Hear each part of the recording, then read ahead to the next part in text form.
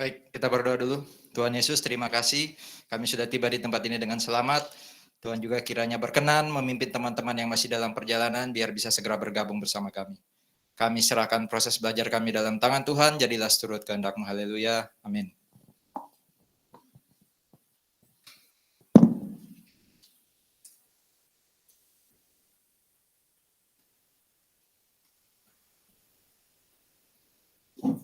Minggu lalu kita masuk di kewajiban pajak yang namanya pelaporan. Memang agak aneh, kenapa lapor dulu, padahal kan harusnya bayar dulu ya. Cuma urutan di Undang-Undang KUP-nya seperti itu. Ya, jadi pasal sampai dengan pasal 8 itu ngatur soal pelaporan gitu ya. Nah, hari ini kita akan masuk ke bayar ya, pembayaran. Jadi presentasi yang saya buat itu saya urut pasal ya, pasal dalam Undang-Undang KUP. Tapi kewajibannya Anda logika aja, harusnya bayar dulu baru lapor. Nah, saudara-saudara, mulai pasal 9 ya. Jadi SPT NPWP itu kan sudah mulai dari awal sampai pasal 8 itu SPT. Nah, mulai pasal 9 kita masuk di topik tentang bayarnya itu gimana sih aturannya. Jatuh tempo pembayaran dan penyetoran pajak itu diatur di pasal ini, dikatakan kalau SPT masa, kalau pajak masa itu apa? Bulanan ya. Kalau pajak bulanan maka paling lama 15 hari setelah saat terutang itu harus disetor. Ada banyak sih di slide yang sudah saya share ke Anda, itu ada banyak ya. Cuma rata-rata ya 15, mayoritas 15. Ada yang sampai akhir bulan berikutnya, ada yang mungkin tanggal 10, ada yang hari itu juga harus disetor. Tapi rata-rata ya, ayo, itu 15 hari setelah masa pajak berakhir. Berarti kalau itu masa pajak September 2022, paling lambat 15 Oktober 2022 harus dibayar. Ya. Sementara untuk pajak tahunan, yang waktu pengantar perpajakan kita sudah bahas disebut PPh 29.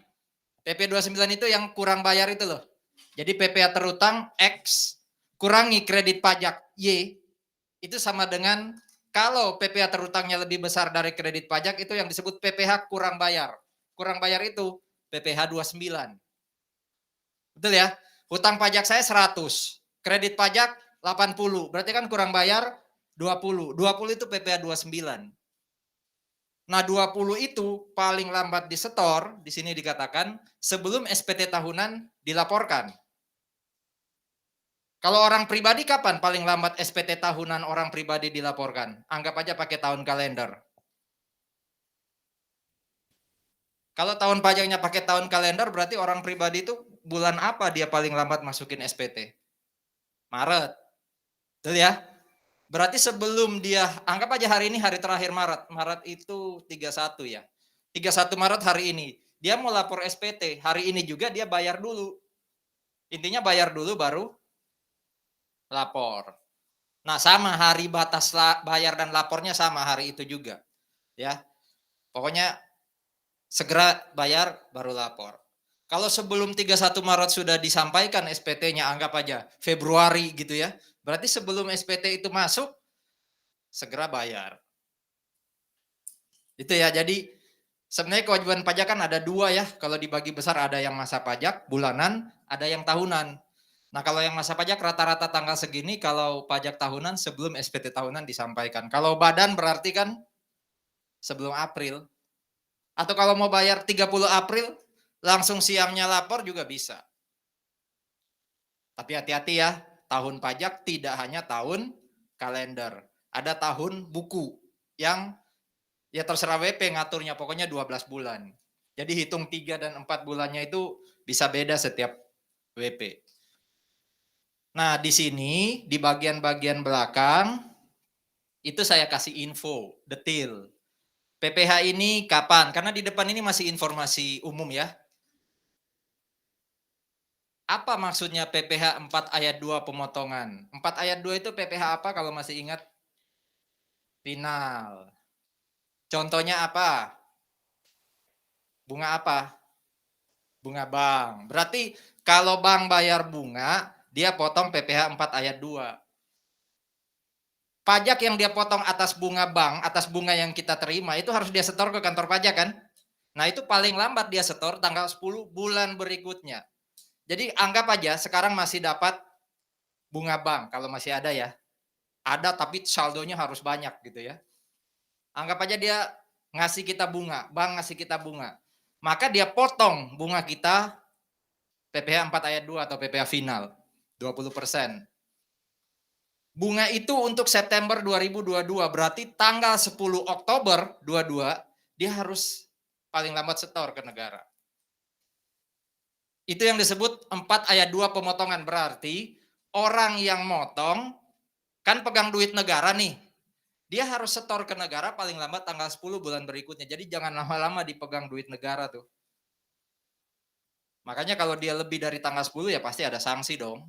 Wong itu uangnya WP untuk disetor ke negara dia pegang, dia bungakan sendiri kan itu salah. Kasih Pak. Kalau yang bawah sama-sama PPh final, bedanya apa? Bedanya gini. Apa sih contoh lain PPh final selain bunga? Itu kan yang populer ya, bunga tabungan. Ada nggak yang dapat ide atau sudah sempat baca? Saya lihat ada beberapa yang sudah sempat googling, tapi saya bilang, udah deh, ya. Kadang googling itu salah. Saya pastikan salah, ya. Yang benar itu slide saya. Bukan karena saya dosen, tapi itu hasil merangkum banyak aturan gitu ya. Sekarang, ada nggak yang sempat googling atau nyari contoh PPh final selain bunga tabungan? Ada yang sempat nyari? Apa? Hadiah undian. Hadiah undian. Contoh nih, saya ikut undian. Siapa lagi namanya?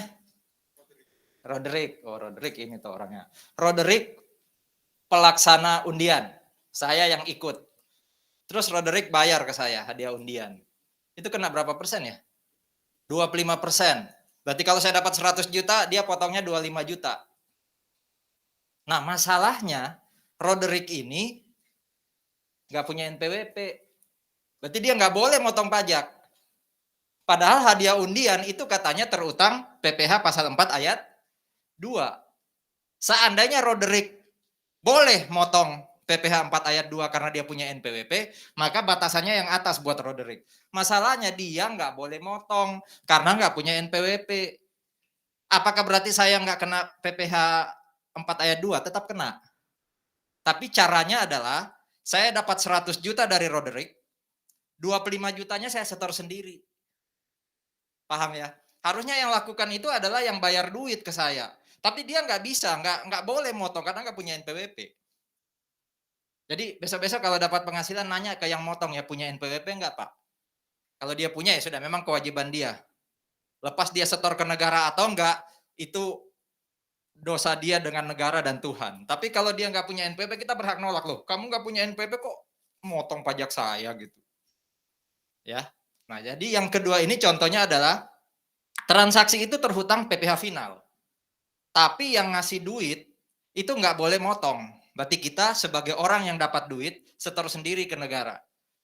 Kapan paling lambat kita harus setor? Kalau tadi dia bayar ke saya bulan September, berarti saya paling lambat setor ke negara 15 Oktober. Contoh yang lain PPh 4 ayat 2 itu sewa bangunan. Ya. Saya bayar uang sewa ke Anda. Anda punya kelas ini ya. Saya bayar uang sewa. Terus saya bilang, saya mau potong ah. Terus Anda bilang, loh Pak Agus nggak punya NPWP. Ya sudah, tak kasih full ya 100%. Ya. Nah, Anda wajib setor ke negara paling lambat tanggal 15. Jadi nggak bisa saya potong, tapi Anda setor ke negara. Bisa bedain ya. Ada yang dipotong oleh yang bayar penghasilan, ada yang harus disetor sendiri. Tergantung yang bayar penghasilan boleh motong atau enggak. Kalau masih hukum pajak ya pasti akan diberi info ya, itu pemotongan atau setor sendiri. Tapi besok kalau sudah di ujung semester 7, semester 8, nggak lagi dikasih info tuh. Kita sudah harus benar-benar tahu, oh ini boleh motong atau nggak boleh motong nih. Ini memang harus dipotong sendiri atau disetor sendiri nih. Ini kan masih tapak demi setapak ya. Tapi intinya bedanya adalah ini kita dapat duit dipotong. Berarti tanggung jawab setornya dia dong. Kita kan sudah dipotong. Kalau yang bawah, yang ngasih duit ke kita nggak bisa motong ya, kita yang motong sendiri penghasilan kita, kita setor ke negara. Yang atas withholding, yang bawah apa? Self assessment.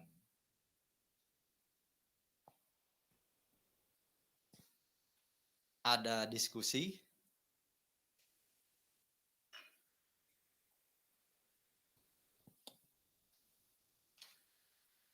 Oke. Sama, pasal 15 yang atas dan yang bawah, bedanya adalah yang atas itu dipotong, yang bawah itu pemotong yang bayar penghasilan rupanya nggak bisa motong, berarti saya setor sendiri. Ini biasanya lebih banyak yang saya sampaikan minggu lalu ya, walaupun jarang sekali ada, itu kayak transaksi apa, ekspedisi ya, di pelabuhan gitu ya. Lalu pelaksana ekspedisi tadi harus setor ini, termasuk asuransi, beberapa perusahaan asuransi kena ini. Makanya ini objek yang jarang sekali ketemu di kasus-kasus pajak, ya.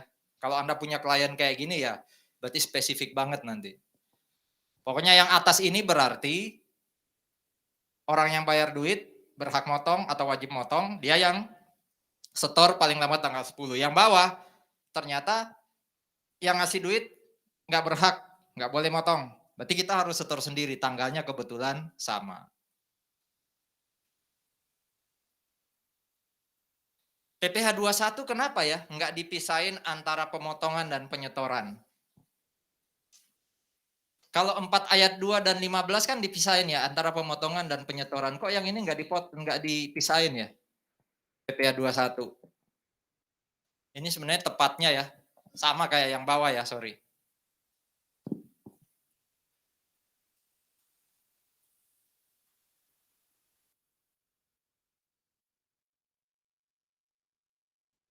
Masih ingat kenapa 21 garis miring 26?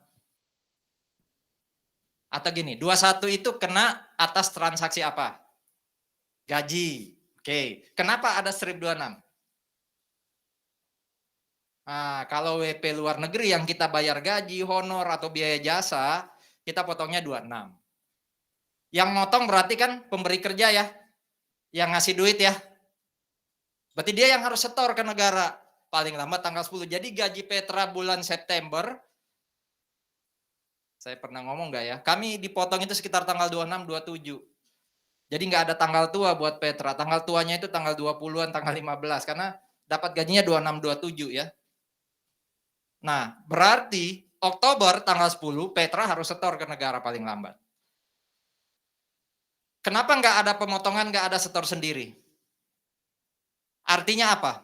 Semua tiga-tiga yang di sini tuh, utamanya 21 dan 23 ya, itu sifatnya apa? Pasti, kalau ini kan ada pemotongan, ada penyetoran sendiri. Nah, berarti 21 dan 23 itu nggak dipisah, berarti sifatnya pasti hanya pemotongan atau hanya setor sendiri? Hanya pemotongan. Ya. Karena semua orang yang bayar penghasilan kepada orang lain itu wajib potong. Loh Pak, bos saya nggak punya NPWP, salah dia. Harusnya ketika dia dirikan usaha dan akan punya pegawai, dia harus minta NPWP dulu. Kita kan sudah belajar ya, pengusaha itu wajib minta NPWP. Ya, supaya dia waktu bayar gaji dia potong. Oke lah, kalau kasusnya ekstrim, saya kerja di orang yang belum punya NPWP. Dia ngasih saya duit. Dia kan nggak bisa potong ya, karena dia nggak punya NPWP. Bisa nggak saya setor sendiri setiap bulan? Nggak bisa. PP 21 nggak ada mekanisme kayak 4 ayat 2 dan 15 yang bisa setor sendiri. Berarti gaji yang saya dapat dari orang yang nggak punya NPWP bebas pajak dong. Gimana tuh? Betul nggak kata-kata saya? Kalau saya kerja di orang yang nggak punya NPWP dapat gaji, pasti bebas pajak. Karena dia nggak bisa potong, saya mau setor sendiri kayak 4 ayat 2 dan 15 nggak ada mekanismenya. Berarti bebas pajak nggak? Gimana?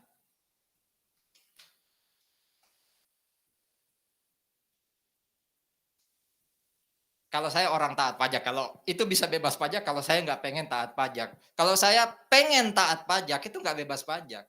Berarti kapan saya kena pajaknya kasus tadi yang spesifik?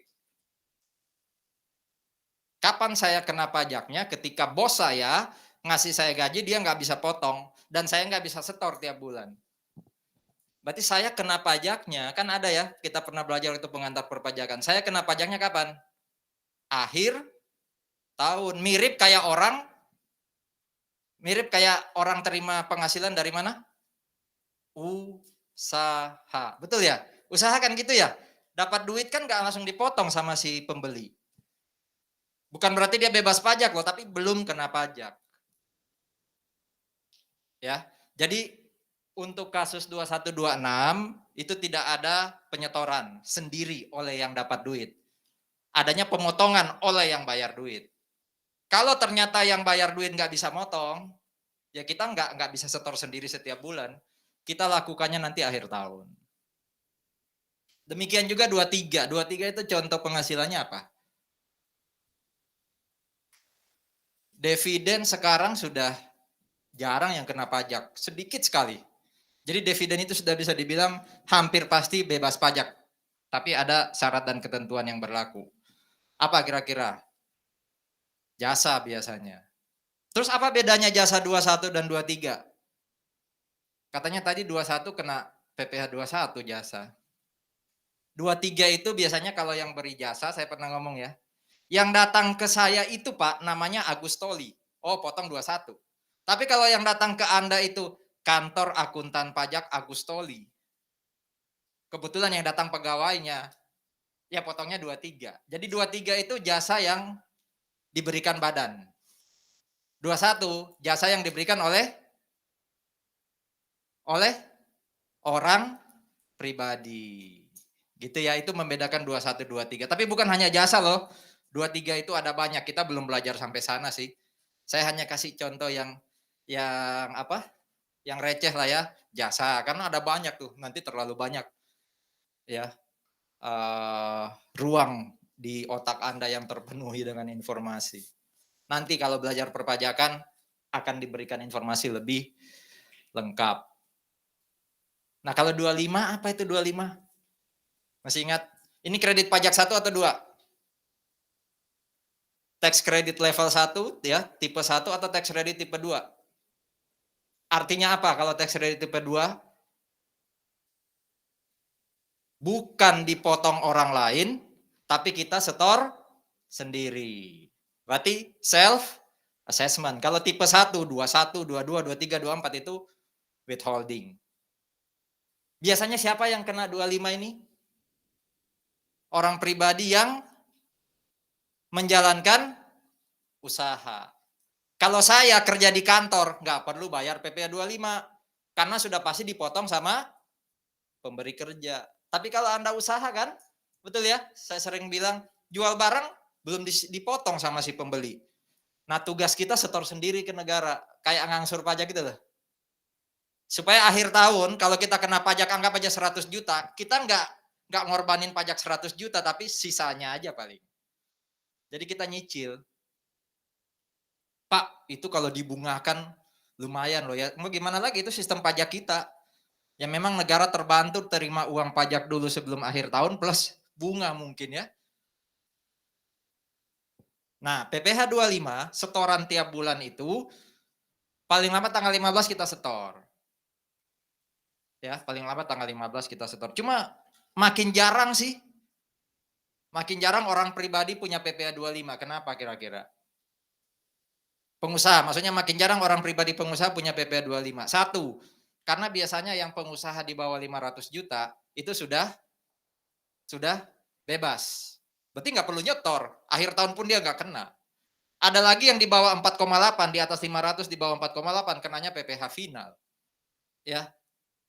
Kecuali yang memang tidak kena. Tapi kalau badan sudah pasti punya PPh 25. Ya, badan pasti punya. Karena badan kan pasti melakukan usaha kan.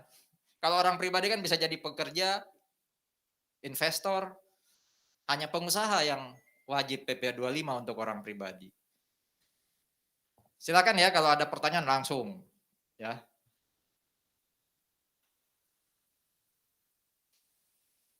Ini PPh pasal 22 ya, impor. Karena dua-dua ada banyak. Paling enggak yang saya sudah kenalin ke Anda kan 2 ya. Ada PPh 22 ketika jual ke siapa? Jual barang ke siapa? Bendaharawan negara. Sorry, kalau saya jual barang ke kantor pemerintah, barang loh ya, itu sudah pasti kena PPh, namanya PPh 22. Tapi kalau yang saya kasih jasa, jadi pembicara di kantor pajak, itu nggak kena PPh 22. Kenanya PPh pasal, kalau saya orang pribadi ngasih jasa ke institusi negara, saya kena PPh pasal 21, kan orang pribadi. Nggak ada 22. Tapi kalau saya jual barang, saya kena PPh 22, namanya 22 bendaharawan. Tapi ada 22 lain yang namanya 22 impor. Impor. Ya. PPh 22 impor ini. Termasuk PPN dan PPNBM di sini itu atas impor. Nah, saudara-saudara, impor itu yang lakukan kewajiban pembayaran pasti importir ya. Importir harus bayar. Selama tempat dia impor ada bank yang namanya bank devisa. Bank devisa itu adalah bank apapun ya, bisa pemerintah atau swasta yang boleh terima pembayaran impor. Baik itu transaksi impor, bea masuk, pajak. Bea masuk itu bukan pajak loh ya. Masuk.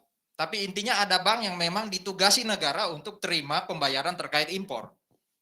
Itu namanya bank devisa. Kalau saya impor di tempat yang ada bank devisanya, maka ini ketentuannya. Saya sebagai importir wajib membayar semuanya ya ke bank devisa sesuai dengan yang hitam itu tuh. Jadi waktu saya mau bayar bea masuk, saat itu juga saya harus bayar PPh 22, PPN, dan kalau itu barang mewah ditambah PPNBM. Jadi nggak ada tanggalnya. Nggak kayak ini kan, ada tanggalnya ya. Ini nggak ada tanggal. Pokoknya hari ini saya mau bayar bea masuk. Saya mau selesaikan dokumen impor, PIB, pemberitahuan impor barang. Ya, hari itu juga saya harus bayar 3 pajak itu. Jadi kalau di soal itu pasti soal cerita ya. Tanggal sekian melakukan impor, barang masuk tanggal sekian. Di tanggal berikutnya melakukan pembayaran bea masuk. Tanggal berikutnya barang diambil dari pelabuhan. Kapankah PPh 22, PPN, PPNBM impor harus dilunasi oleh importir? Ya tanggal waktu dia bayar bea masuk, gitu loh. Jadi nggak ada tanggal spesifik kayak yang sebelumnya. Nah ini apa kira-kira ya? Apa bedanya yang atas dan yang bawah? Sama-sama PPh 22 impor, PPN impor, PPNBM impor. Apa bedanya? Kadangkala saya impor melewati apa batas negara, di situ nggak ada bank devisa. Adanya siapa? Waktu saya melewati batas negara, bisa jadi nggak ada bank devisa. Apalagi kan kita punya banyak batas negara ya, yang batas-batas antar dalam hutan atau di kampung atau bisa jadi nggak ada bank, belum ada bank di situ. Tapi selalu ada siapa? Yang mungut-mungut itu siapa? Bea cukai. Kalau di situ tidak ada bank devisa, maka yang lakukan pemungutan kewajiban impor adalah bea cukai. Itu yang bawah ini nih. Berarti duit masuk di bea cukai. Berarti yang wajib setor ke negara siapa? Bea cukai. Kapan dia harus setor?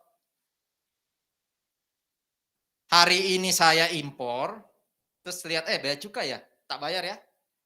Saya masuk dengan barang saya, bolanya sekarang di dia nih. Dia harus setor ke negara keesokan harinya. Gitu. Jadi yang atas kita importir langsung bayar ke bank devisa. Ya saat itu juga selama kita dilunasin bea masuk.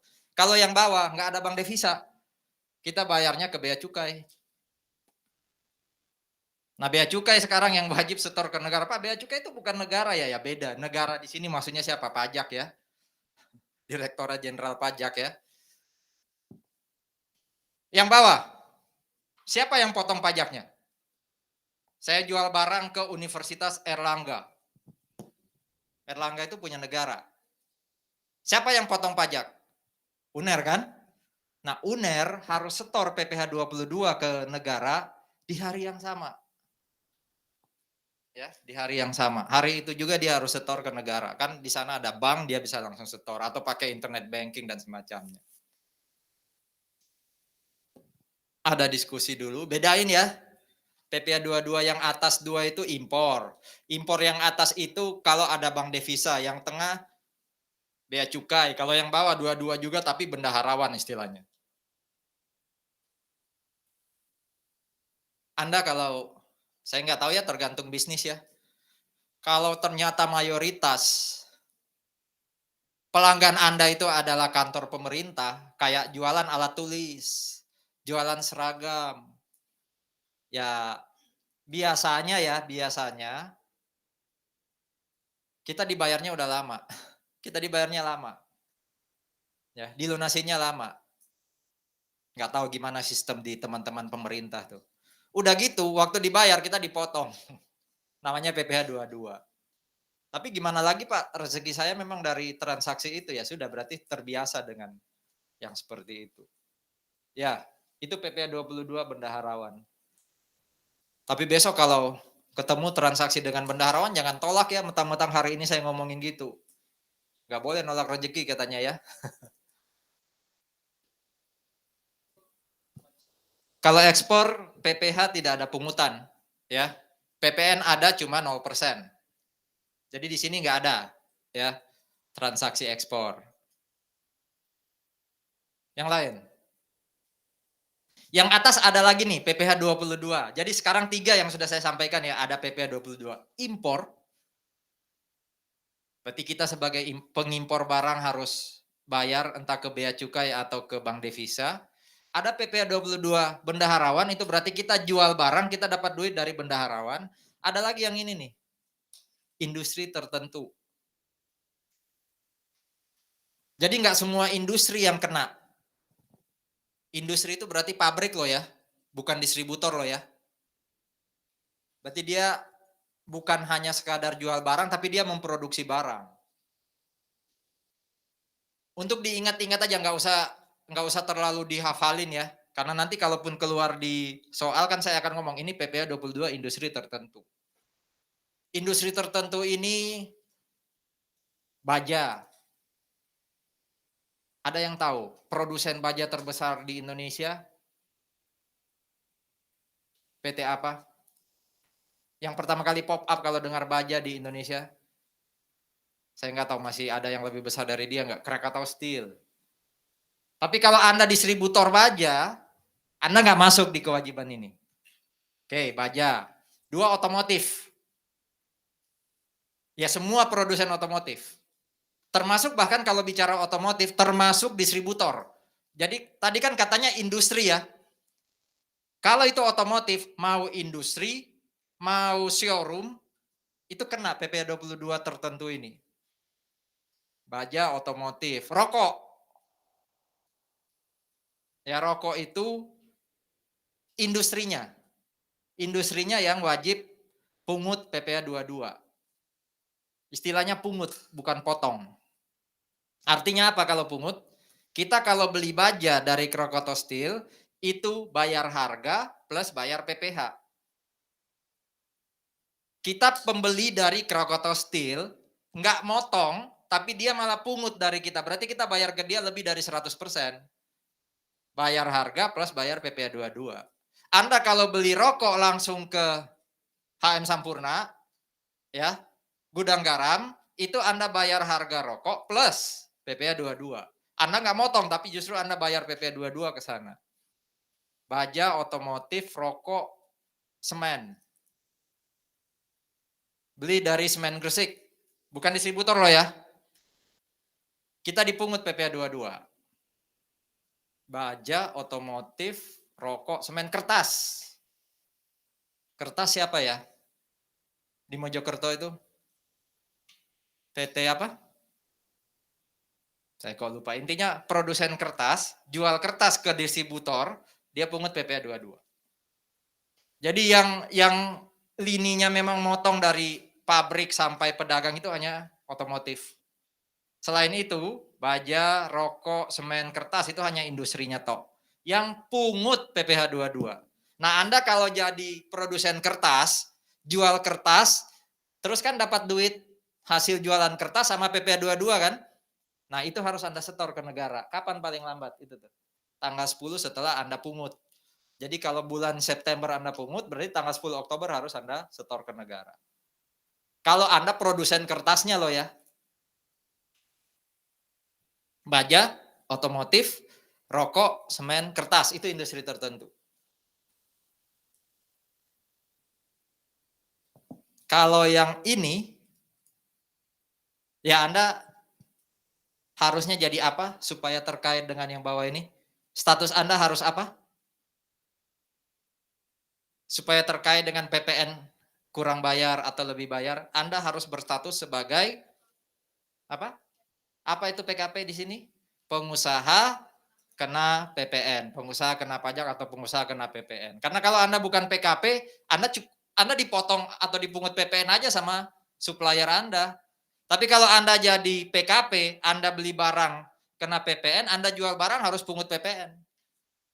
Waktu Anda pungut PPN itu PK, waktu Anda bayar PPN itu PM. Kalau PK-nya lebih besar, kurang bayar. Setorlah ke negara selisihnya. Kapan? Akhir bulan berikutnya. Bulan September jualan saya 100. Berarti PPN-nya 11. Beli barangnya 50, berarti PPN-nya 6,5. 5,5 sorry ya, 5,5. Berarti masih ada selisih 11 PK dengan PM 5,5. Oh, selisihnya 5,5 itu harus saya setor ke negara paling lambat akhir Oktober. PKPM sudah kita pelajari waktu pengantar perpajakan ya. Hari ini kita dilihatin bagaimana cara setornya ke negara.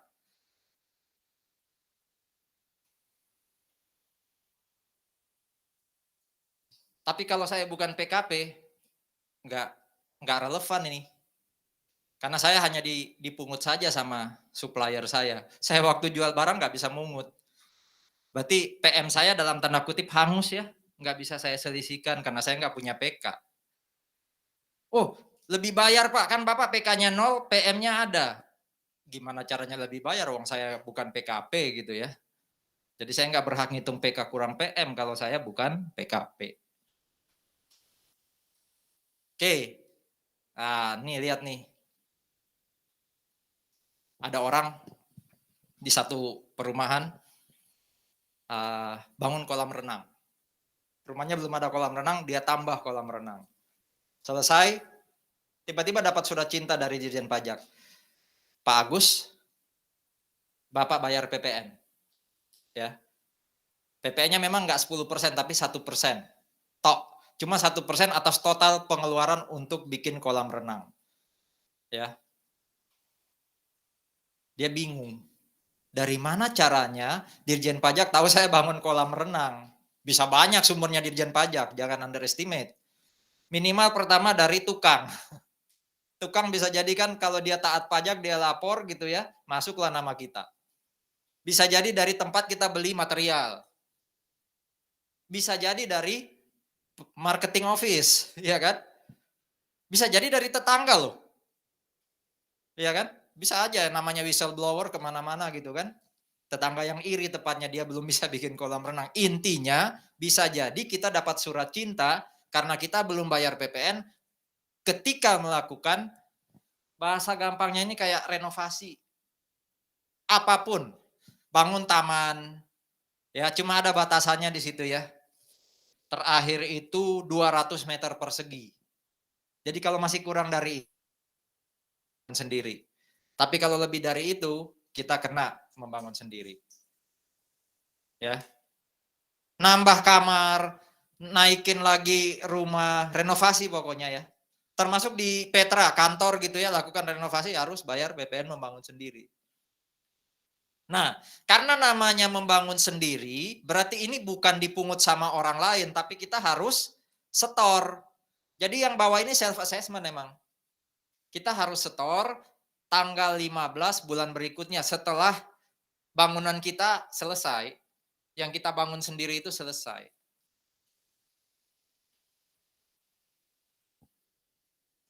Tapi nggak semua kegiatan membangun sendiri itu kena PPN membangun sendiri loh ya. Ini hanya dikenakan yang bawah kalau kita pakai tukang yang tidak bisa mengut PPN. Kan rata-rata tukang itu bukan PKP ya, rata-rata. Bisa jadi harusnya dia PKP, dia belum daftar. Tukang-tukang sekarang makmur loh. Tunggangannya motor ya cukup besar lah, yang mungkin saya aja belum pernah punya gitu. Karena ongkos tukang sekali itu kalau saya hitung itu lumayan makmur gitu kan. Paling pol gaya hidupnya adalah beli motor yang lumayan besar cc-nya itu aja. Yang lain mereka masih bisa berhemat. Jadi gaya hidup pun mereka nggak kelihatan mewah, padahal duitnya banyak. Bisa jadi mereka PKP harusnya. Ya, anggap aja saya dengan tukang biasa, tukang harian atau tukang borongan yang belum jadi PKP. Nah, itu saya harus bayar yang bawah. Tapi kalau saya transaksi dengan PP Properti, ya, Wijaya Karya itu kan sudah pasti PKP. Itu nggak ada yang bawah ini.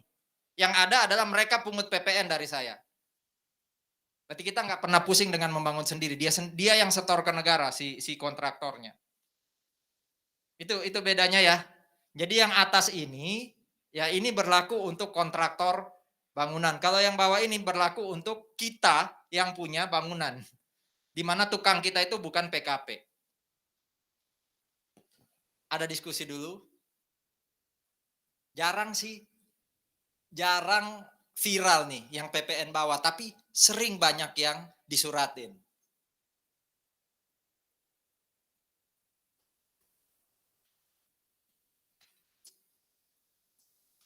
Banyak yang nanya, loh kok saya harus bayar PPN ya?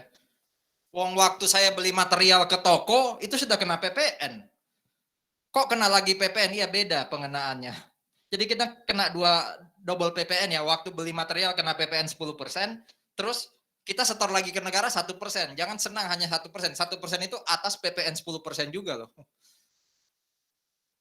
Tapi ada batasan luas ya. Tadi 200 atau 300 meter persegi, nggak semua kok. Pak, boleh nggak dicicil ya? Hari ini, tahun ini 100, tahun depan lagi 100, monggo.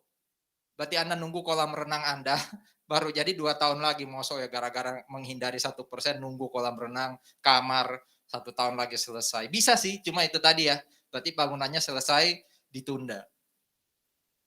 Nanti belajar lebih dalamnya waktu perpajakan, waktu PPN, ya. Pasti dibahas nih yang gini-gini. Kalau yang atas ini, ya, kalau yang atas ini, terakhir-terakhir kan Kementerian Keuangan agak keras ya untuk transaksi e-commerce. Transaksi e-commerce itu pasti omsetnya banyak tuh. Harusnya pelakunya itu juga jadi PKP tuh. Tapi belum ada sistem yang pas emang. Ya sehingga transaksi itu cenderung bebas PPN. Kalau yang atas ini maksudnya gini nih. Saya itu pakai merek dagangnya orang luar. Ada orang luar bikin buku bagus. Saya mau terbitkan di Indonesia, saya Indonesiakan, tapi kan saya harus bayar royalti ke dia. Royalti itu kan barang tapi tidak berwujud kan? Itu intangible asset. Barang tapi tidak berwujud, bukan jasa loh royalti itu. Saya buka gerai McD. Ya, nyaingin McD di Sidoarjo yang sering bikin macet itu. Saya buka di perumahan saya di Citra Garden gitu. Saya kan bayar franchise ke sana. Nah, itu BKP tuh tapi tidak berwujud. Ya. Atau kalau yang ini saya datangkan pembicara luar negeri ya. Dan itu jasa kena pajak umpama. Atau apapun jasa dari luar yang kena pajak, kena PPN. Nah, masalahnya adalah kalau kayak tadi saya bayar franchise keluar, saya bayar royalti keluar. Emang mereka mau dipungut PPN Indonesia? Bukan mau ya, sorry, saya ulangi. Emang mereka bisa mengut PPN? Karena kan coba bayangkan kalau dalam negeri ya, saya pemilik usaha, lalu Anda pakai usaha saya, berarti kan Anda bayar royalti ke saya kan? Siapa yang pungut PPN? Yang bayar royalti atau yang punya hak cipta? Saya punya karya dipakai oleh Roderick di Indonesia nih. Ya. Roderick nanti bayar royalti ke saya. Berarti kan Roderick bayar harga royalti 100% plus PPN 11%, betul kan? Berarti yang pungut PPN siapa? Kan pemilik hak cipta, betul? Sekarang kalau ada McDonald di Amerika, ya, ada orang di Indonesia bayar royalti ke Anda, kan dia nggak bisa mengut PPN Indonesia. Betul ya? Padahal transaksi itu terutang PPN. Nah, berarti yang harus melakukan penyetoran ke negara bukan McDonald Amerika dong. Tapi siapa? Orang di Indonesia yang bayar royalti atau franchise ke luar negeri. Berarti dia nggak perlu bayar PPN-nya kepada pemilik barang atau pemilik hak cipta di luar negeri, dia bayar langsung ke negara. Inilah tanggal dia bayarnya. Karena kan nggak mungkin orang luar itu pungut PPN. Tapi bukan berarti transaksi itu nggak terutang PPN, terutang. Kitalah sebagai orang yang harus bayar royalti atau apapun ya bentuknya jasa kayak atau apa ke luar negeri, harus bayar PPN ke pemerintah. Jadi kita setor harga royalti ke pemilik hak cipta, kita setor PPN ke negara. Kan itu sama aja ya. Kalau transaksi dalam negeri ya, saya bayar 100 plus 11% kepada pemilik hak cipta. Tapi di sini bedanya, kita bayarnya 2 kali, satu ke pemilik hak cipta, satu ke negara. Kalau sama-sama dalam negeri, saya bayar aja ke dia, dia yang setor ke negara. Ya, dia setor ke negara.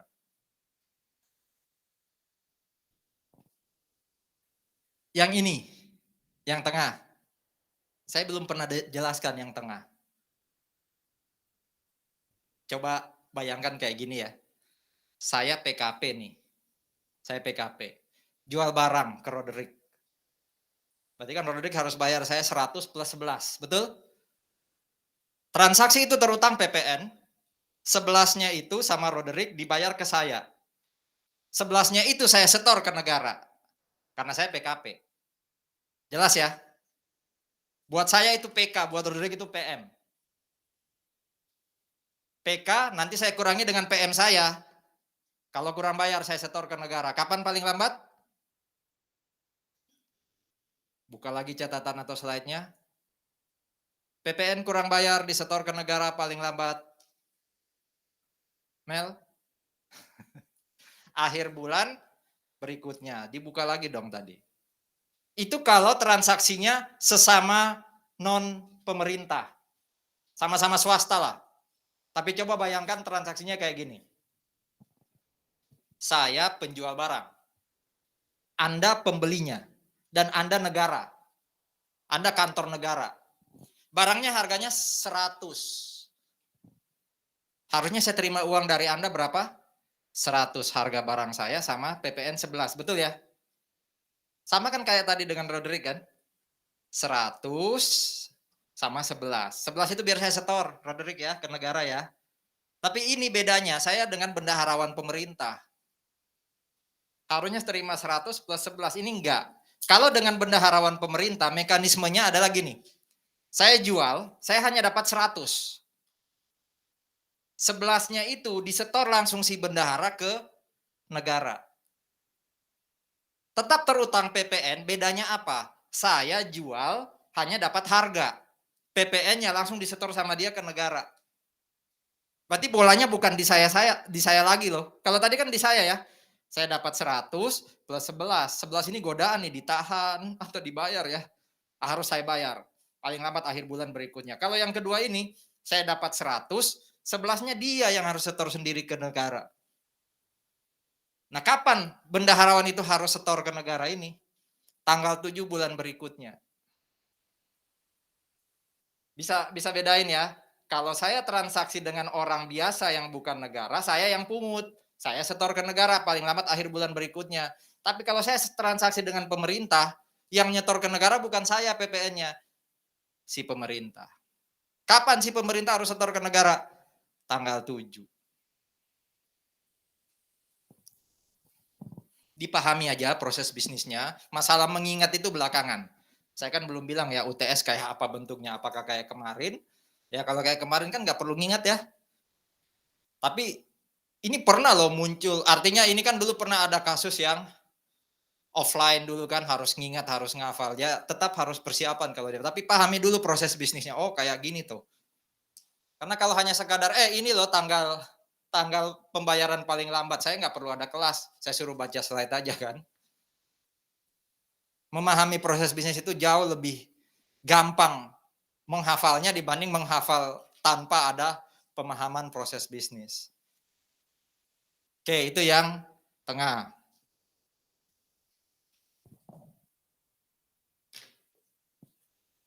Yang bawah ini sama sebenarnya dengan yang tengah. Jadi ada transaksi dengan bendaharawan pemerintah. Nah, bendaharawan pemerintah itu ada yang apa namanya? Ditunjuk sebagai pejabat penanda tangan surat perintah membayar. Ya. Sama-sama, yang atas ini bendaharawan pemerintah, yang bawah juga. Cuma ini posisinya agak beda, dia disebut sebagai pejabat penanda tangan surat perintah membayar. Jadi biasanya ada proyek di pemerintah, nah pemerintah nunjuk siapa yang wajib membayar kepada vendor atau supplier. Kalau saya punya transaksi dengan orang-orang yang di bawah ini, maka hari ini saya bayar ke mereka, hari ini juga mereka wajib setor ke kantor pajak. Jadi yang setor mereka. Tetap saya hanya terima 100%. 11%-nya mereka setor ke negara. Mereka sama-sama negara gitu ya. Tapi bedanya yang atas, ini kalau bukan proyek ya, jual beli barang biasa. Kalau yang bawah ini ada proyek khusus. Di mana ada orang, ada bendaharawan pemerintah yang ditunjuk jadi pejabat penanda tangan.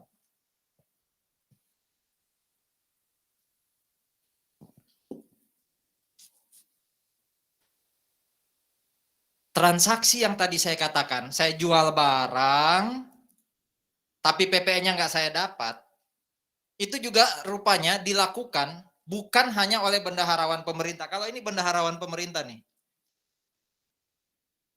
Kalau yang ini bukan bendaharawan pemerintah. Wah, berarti swasta dong? Enggak. Biasanya BUMN. BUMN itu bukan bendaharawan pemerintah loh ya. Mereka usaha tapi dimiliki negara. Jadi kalau saya transaksi dengan PT Telkom, PT Telkom itu bukan negara loh ya, hati-hati, itu swasta itu, tapi dimiliki negara. Nah, PT Telkom sama, saya nggak dapat 11% dari dia. Dia yang setor sendiri ke negara, tapi bedanya apa? Kalau ini kantor pemerintah harus tanggal 7, kalau ini masih tanggal 15. Pak, boleh nggak saya dikasih tahu siapa pemungut selain kantor pemerintah? Itu tadi nanti Anda belajar di PPN atau di perpajakan ya. Itu salah satu contohnya adalah BUMN, BUMD. Mereka bukan pemerintah, tapi mereka jadi pemungut PPN. Bisa nggak swasta jadi pemungut PPN? Bisa kalau swasta itu dapat proyek negara. Petra pernah dapat hibah dari negara. Ya, itu uang negara. Berarti Petra waktu beli barang dari orang, dia nggak bayar PPN ke orang tadi, tapi langsung setor ke negara. Gitu ya. Jadi pemungut PPN itu bukan hanya pemerintah, tapi yang ditunjuk oleh pemerintah. Salah satunya BUMN. Nah, kalau yang ini ada WP kriteria tertentu, nggak usah dihafalin ya. Pokoknya kalau di soal disebut kriteria tertentu. Itu biasanya WP-WP tertentu yang memang sangat patuh. Ya, SPT-nya nggak pernah telat lapor, pajaknya nggak pernah telat bayar. Ya, itu mereka diberi fasilitas pajak tertentu. Salah satunya adalah mereka bisa laporkan SPT dalam satu masa pajak. Nah ini PPh 25-nya disetor ke negara paling lambat akhir masa pajak berikutnya. Nah yang depan-depan tadi ini pajak-pajak biasa. Kalau yang ini bukan pajak sebenarnya, tapi kasusnya adalah gini nih. Saya hitung pajak saya kurang, PPh terutang saya 100. Kredit pajak saya 80, berarti kurang bayar berapa? 20. Kurang bayar itu disebut apa tadi? PPh pasal 29. Setorlah saya ke negara. Tepat waktu. Ya, tepat waktu. Tepat waktu kapan kan di depan tadi udah diberitahu ya. Tiba-tiba negara periksa. Pak Agus ada yang salah dengan hitungan PPh terhutang Bapak, bukan 100, tapi harusnya 180. Wah, berarti 180 kurangi kredit pajak saya 80, saya harus setor 100. Tadi saya cuma setor 20, berarti kurang bayar saya berapa? 80 kan ya? Awalnya saya hitung 100 kurang 80. Negara periksa, yang benar itu 180 kurang 80, berarti kan saya kurang bayar 80 ke negara. Nah, negara nagih saya selisih yang 80 itu pakai salah satu di antara sekian banyak produk ini. Bisa ditagih pakai STP. Nanti kita belajar ya. Kapan saya ditagih pakai STP? Kapan saya ditagih pakai SKPKB? Intinya pokoknya saya ditagih pajak. Bukan karena itu pajak saya bayar, tapi saya sudah bayar. Atau mungkin saya telat bayar. Negara tahu, mereka nagih. Jadi semua hutang pajak yang muncul karena salah satu di antara ini semua, itu harus dilunasi ini nih, 1 bulan sejak tanggal penerbitan. Jadi kalau terbitnya hari ini tanggal berapa nih? 19 September, harus saya bayar 18 Oktober paling lambat. Jadi bukan akhir masa pajak yang dilihat, tapi kapan sih diterbitkan SKP-nya? Kapan sih STP-nya diterbitkan? 1 bulan setelahnya harus saya bayar. 1 bulan setelahnya itu maksudnya H-1. 19 itu berarti 18 Oktober batasnya. Kalau saya bayar 19 Oktober, kena sanksi. Gitu ya.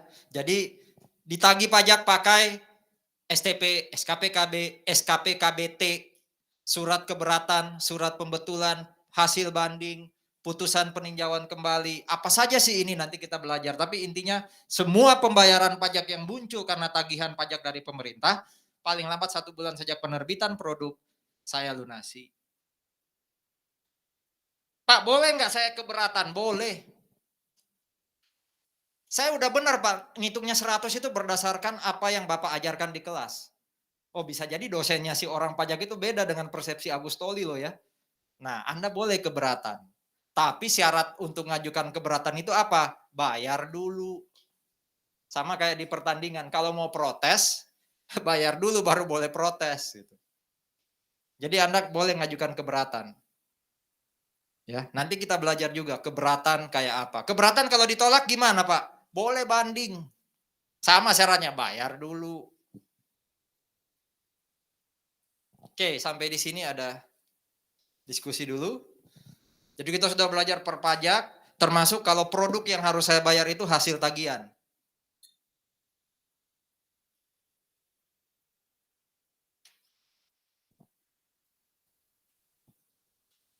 Nah, ini untuk WP usaha kecil, WP di daerah tertentu. Usaha kecil itu biasanya mungkin yang di bawah 4,8 ya. Atau di daerah yang sulit diakses pakai darat gitu ya. Itu boleh sih diperpanjang tapi maksimal 2 bulan. Tergantung pajak apa. Kalau pajak tahunan berarti Maret plus 2 bulan. Kalau SPT masa berarti tergantung SPT masa yang mana, plus 2 bulan. Hati-hati dengan kata-kata 2 bulan ini tergantung pajak apa loh ya. Pajak masa kah? Pajak tahunan kah? Masa yang mana nih? Kan ada banyak tadi masa dan tahunan. Ini juga tolong diingat-ingat. Pembayaran bisa ditunda ke hari kerja berikutnya. Berarti bersyukurlah kalau hari pembayaran tanggal berapa tadi? Rata-rata tanggal 15 ya. Ada yang tanggal 10. Itu jatuhnya pas hari Sabtu. Berarti kita boleh setor hari Senin. Pokoknya hari kerja berikutnya. Atau hari liburnya jatuhnya pas hari Jumat hari libur. Berarti boleh setor Senin. Hari kerja pokoknya.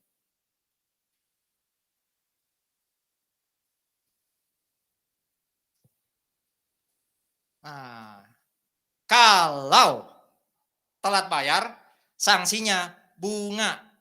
Bukan pidana ya, administrasi. Bukan denda loh ya, tapi bunga. Berapa? 2% per bulan. PPh 21 tadi harus disetor paling lambat tanggal berapa PPh 21? Pembayaran masa pajak PPh 21 harus setor tanggal berapa? 20? 10. Oke, berarti gaji masa September harus disetor sama Petra paling lambat 10 Oktober. Tolong liatin dong 10 Oktober hari apa?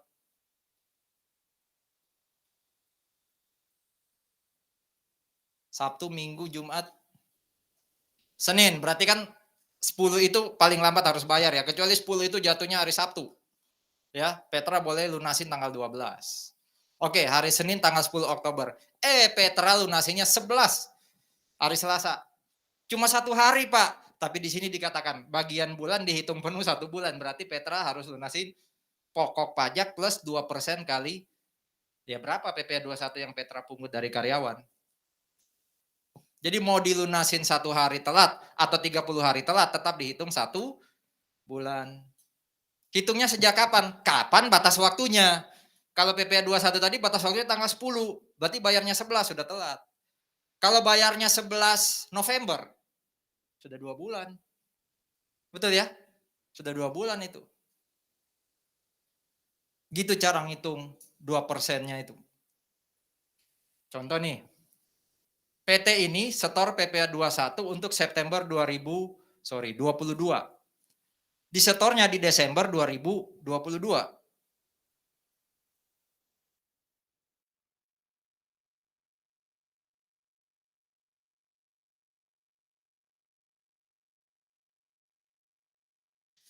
Besarnya PPh 21 100, PPh-nya 100 ya.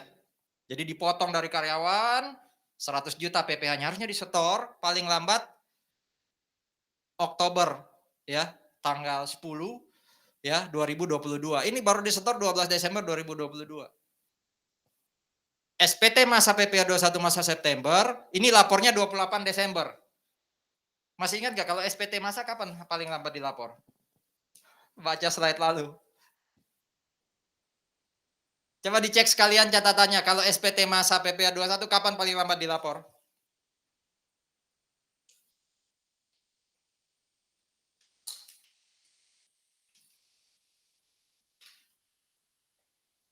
Dua puluh ya. Berarti bayar paling lambat 10 Oktober, lapor paling lambat 20 Oktober. Ini dua-duanya telat ya. Bayar telat pasti lapor telat, wong bayar dulu baru bisa lapor. Nah, jumlah yang harus dilunasi saat Desember itu berapa? Kita lihat.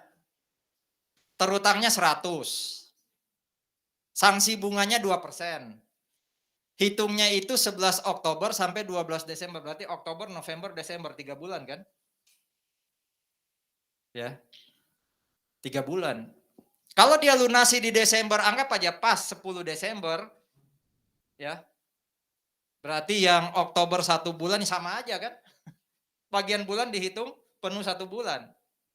Ya sudah, berarti ada bunga 6 juta, tapi ingat loh, dia telat lapor juga kan? SPT masa PPh 21 menurut catatan Anda itu sanksinya apa kalau telat lapor? Administrasi atau pidana?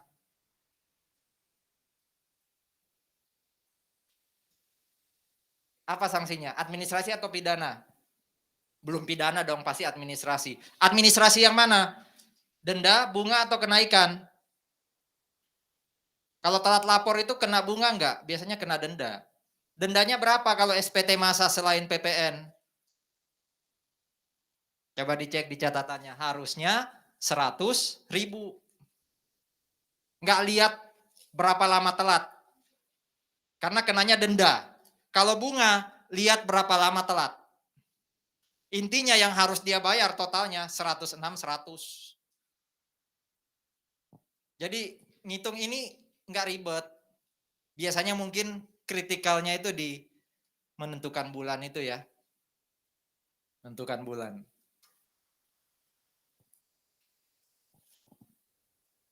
Ada pertanyaan?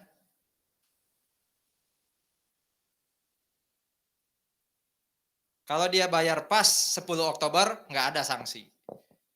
Kalau dia bayar 11 Oktober, sudah 1 bulan. Ya. Tapi hati-hati ya. Dia bayar 11 Oktober sampai 10 November, itu kenapa? Karena kan pembayaran 10 ke 10 kan? Jadi kalau dia bayar 11 Oktober sampai 10 Oktober, itu tetap dianggap satu. Karena bagian bulannya itu dari 11 Oktober sampai 10 November, sorry. Itu satu. Tapi kalau dia bayar 11 November, itu sudah dihitung 2. Ini dia bayarnya 12 Desember, ya 3. Kecuali dia bayar 9 Desember, 10 Desember. Dia bayar 11 Desember, udah telat sehari itu untuk Desember. Paham ya? 3 bulannya itu untuk Desember itu hitungnya 11 dan 12. Kalau dia bayar pas 10 Desember, ya, itu berarti kan Oktober ke November aja. Jadi 3 bulan yang terakhir itu adalah 11 dan 12 Desember. Oke? Itu aja sih paling trikinya. Di luar itu matematika biasa kali 2% kali berapa bulan. Kalau ini nggak ada bulannya nih. Seberapa lama Anda telat, Anda sadar Anda bayar 100.000, tapi ada SPT masa yang lebih dari 100.000. PPN, berapa sanksinya? SPT masa PPN kalau telat lapor berapa sanksinya? 500. Kalau SPT tahunan PPHOP 100 ya. Kalau SPT tahunan PPH Badan 1 juta, berarti catatannya lengkap, slide-nya lengkap. Itu diingat-ingat. Nanti digabungkan jadi satu tuh pertanyaannya kayak ini. Sama kayak ini kan masa ya. Ini SPT masa. Kalau tahunan juga gitu. Tahunan juga gitu. Anda orang pribadi 2022 baru baru bayar April. Tanggal berapapun di April, itu sudah dianggap 1 bulan. Jadi kena 2% kita. Contohnya nih, harusnya PPh 29 PT itu bulan apa 2023? Harusnya PPh tahunan PT 2022 itu harusnya bulan apa paling lambat di setor? April 23 ya. Ini baru dia setor Oktober 2023. Yang belum dia setor itu 500. Hati-hati, 500 ini asumsinya dia belum pernah setor. Tapi kalau di awal dia sudah sempat setor 100, ternyata hutangnya 500, berarti hutangnya berapa? 400.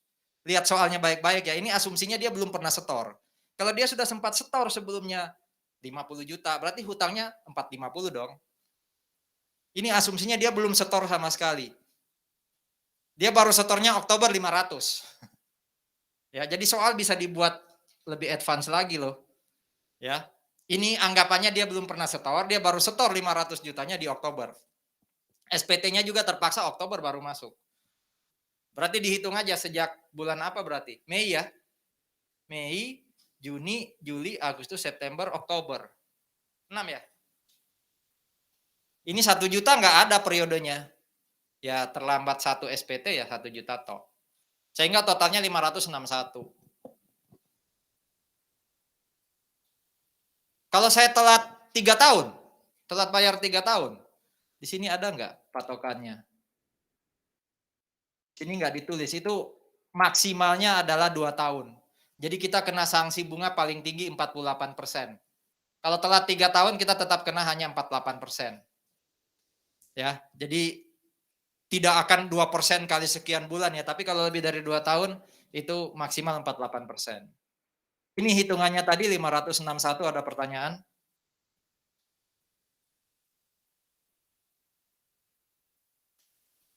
Oke. Ini agak beda topiknya. Anggap aja tadi ya. Saya PT sudah tahu PPh 2022 saya kurang bayar 500. Jadi sebelum April 2023 saya sudah tahu kurang bayar 500. Berat saya bayar. Saya berat bayar 500 sekaligus. Ya. Saya boleh mengajukan yang namanya ini nih.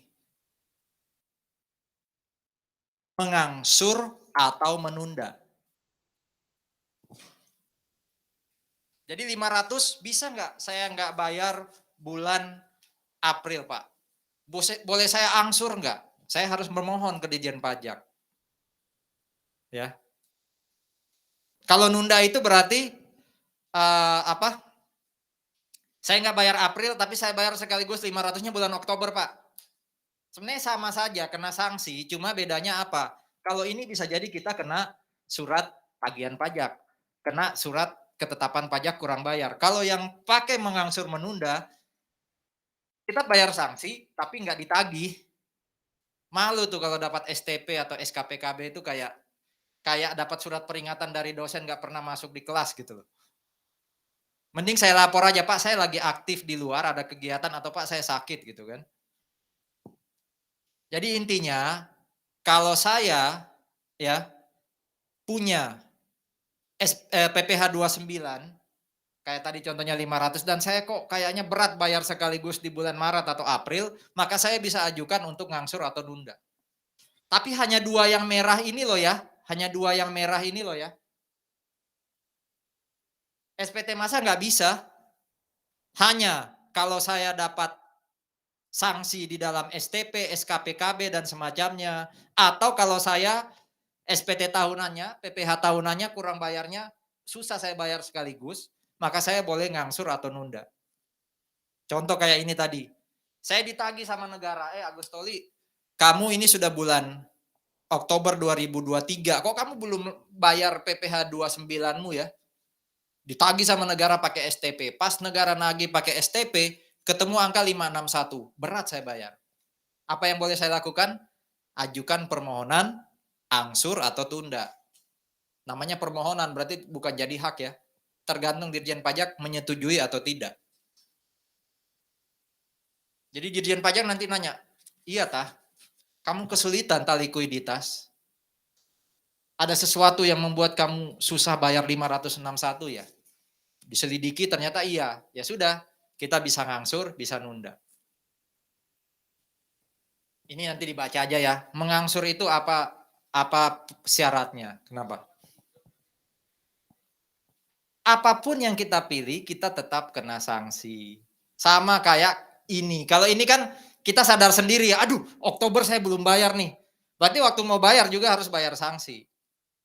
Termasuk kalau kita minta ngangsur atau nunda. Karena kalau nggak ada sanksi yo, mending pilih ngangsur nunda kan? Itulah maksudnya. Nah saudara-saudara, terkait pertanyaan tadi ya, ini kan kasusnya bisa saya ditagih sama negara, bisa saya sadar sendiri kan.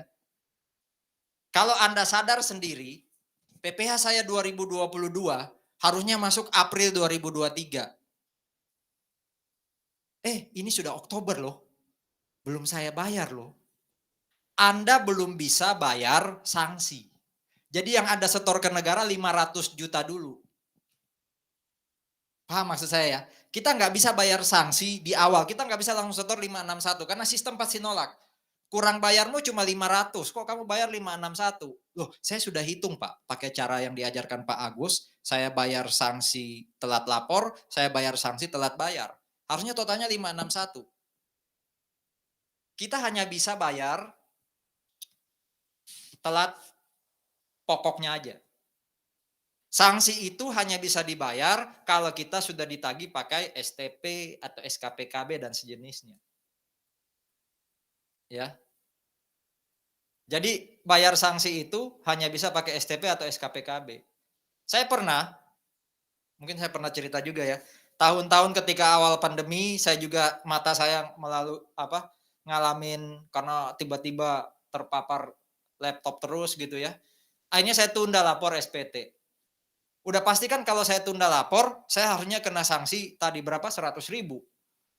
Ya. Saya sih selalu nihil ya karena sudah dipotong sama kantor. Kalau yang dari luar juga sudah saya cicil setiap bulan. Jadi saya yakin saya nihil. Cuma 100.000-nya ini nih saya tanya ke AR saya, account representatif. Pak, bukan saya tanya sih, dia yang duluan ngechat saya. Halo Pak Agus, apa kabar? Ya semoga sehat. Oh iya baik Pak. SPT Bapak belum masuk ya? Iya Pak, maaf. Saya gini gini gini. Ini segera saya laporkan Pak. Saya langsung lapor. Terus saya bilang, Pak ini kan saya harusnya kena sanksi 100.000 ya. Terus dia ngomong, ditunggu aja Pak. Kalau tidak ditagih nggak usah dibayar. Ya. Jadi kadang negara gitu loh. Dalam contoh ini ya. Oh orangnya sadar kok harus akhirnya bayar 500. Sudah deh 61 diputihkan. Bisa jadi loh. Jadi nggak ditagih. Ya. Tapi kalau kita memilih mengangsur atau menunda, sudah pasti yang kita bayar tiap bulan itu sudah include sanksi. Ini dalam praktek ya. Saya bicara dalam praktek. Karena kalau pertanyaan di soal nanti Anda jawab, harusnya Anda jawabnya 561 dong ya. Jangan Anda jawab, saya bayar 500 karena sanksi belum ditagih, bukan itu.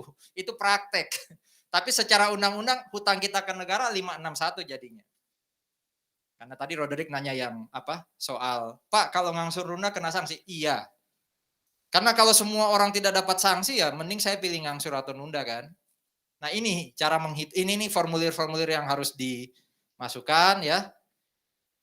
Nah, ini juga kapan paling lambat permohonan untuk mengangsur menunda diajukan. Jangan sudah jatuh tempo baru ajukan ya, pasti ditolak. Ajukan sebelum jatuh tempo dong, masuk akal ya. Sebelum jatuh tempo ajukan supaya negara punya waktu untuk ngomong, "Oh iya boleh angsur, boleh tunda atau nggak boleh." Ya. Bla bla bla nanti dibaca ya syarat-syarat administratifnya. Nah, ini menjawab sama sanksinya 2% per bulan. Hitungannya sih nggak sulit-sulit banget ya. WP dapat surat ketetapan pajak kurang bayar.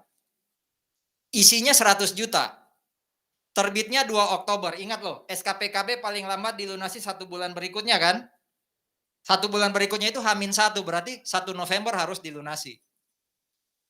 WP, anggap aja dia ajukan permohonan, disetujui. Ternyata diperbolehkan mengangsur 5 bulan. Maka ini yang harus dia lakukan. 20 juta dia bagi 5, berarti per bulan berapa? 4, ditambah sanksi seperti ini. Sorry, 100 ya, 100 bagi 5 berarti per bulannya 20 ya, per bulannya 20 tapi sanksinya ngitungnya kayak gini. Berarti bulan pertama 20 plus 2% kali 100. Kan hutangnya masih 100 waktu itu ya. Bulan kedua dia bayar 20 plus 2% kali 80. Nanti tinggal disimulasi aja mana lebih menguntungkan, sengaja telat atau angsur. Ya. Kalau di logika sih kayaknya ini lebih banyak ya. Tapi coba Anda simulasi. Ya iyalah, karena ini kan diberi fasilitas. Kalau yang pertama tadi itu risikonya panjang tuh. Telat itu bisa terbit surat teguran dan semacamnya. Kalau ini kan dari awal kita dengan kesadaran sendiri mengatakan saya nggak mampu bayar tepat waktu. Jadi angsuran 1 20 plus ini, angsuran 2 ini dan seterusnya. Ini sanksinya. Oke, ini sanksinya. Jangan bilang saya hanya bayar segini angsuran 1, enggak ya. 1/5 plus ini, 1/5 plus ini dan seterusnya. Bagaimana kalau menunda? Bagaimana kalau menunda? Menunda atau mengangsur tadi maksimal berapa lama? Di mana tadi ada kata-kata maksimal mengangsur menunda itu ini ya, 12 bulan. Tadi contohnya 5 bulan dia dikasih. Ini yang berikutnya dia menunda sampai Agustus 2023. Ya, nggak sampai 12 bulan. Ya, berarti ya sudah 102 kali 10, 20 juta harus dibayar nanti pas Agustus 2023. Berarti 100 plus 20. Sama aja kan? Dengan saya nggak mengangsur, nggak menunda, tiba-tiba ingat di Agustus saya bayar, ya bisa jadi kenanya mirip-mirip. Tapi bedanya kalau saya nggak sadar bahwa saya harus angsur tunda, atau nggak sadar kalau harus bayar, tiba-tiba baru ingat, itu bisa jadi Dirjen Pajak tahu kita dikasih surat teguran, dikasih SKPKB. Tuh, membayar bisa ngangsur nunda, tapi tidak semua boleh ngangsur nunda. Hanya pihak-pihak tertentu atau kewajiban pajak tertentu saja.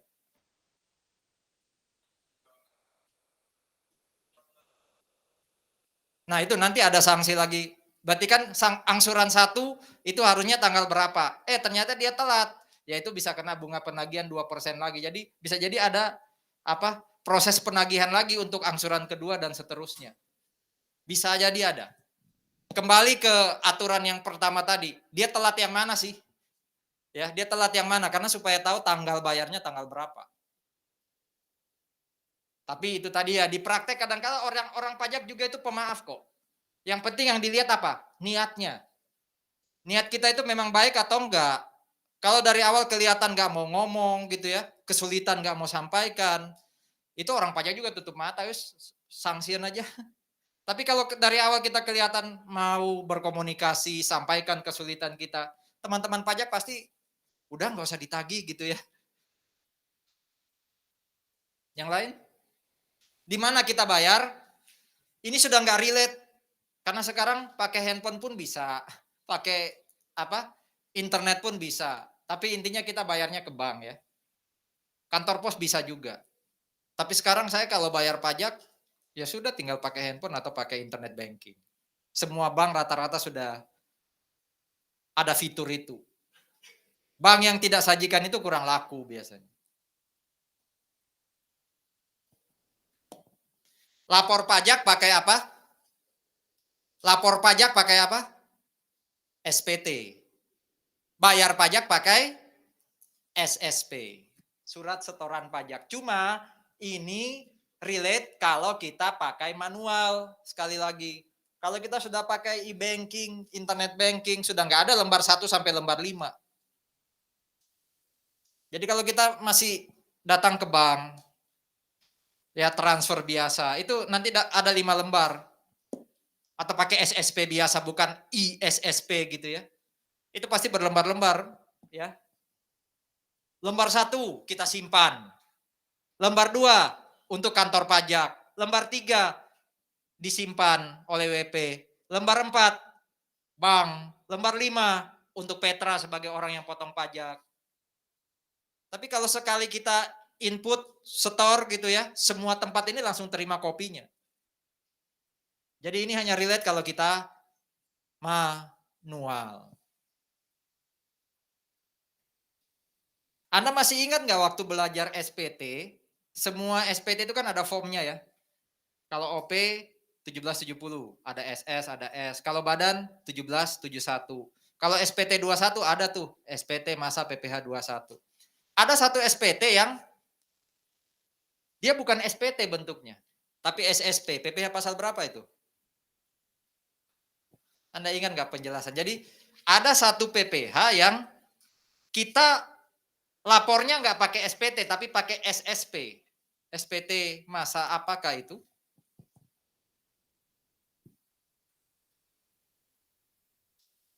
Nanti dilihat di slide ya. Ada PPh masa tertentu yang kita lapornya pakai SSP. Padahal tadi kan lapor pakai SPT, bayar pakai SSP. Untuk yang PPh khusus ini, kita waktu lapor SPT nggak perlu pakai SPT khusus. Cukup SSP kita yang jadi SPT. Lihat di catatan SPT minggu lalu. Oke, ini nggak usah dibuatin QR. Ya, ini saya kasih kuis, Anda kerjakan sampai 10:30 ya. Presensinya dari kuis itu ya, sebentar. Kuisnya Opon bisa nanya kok ya.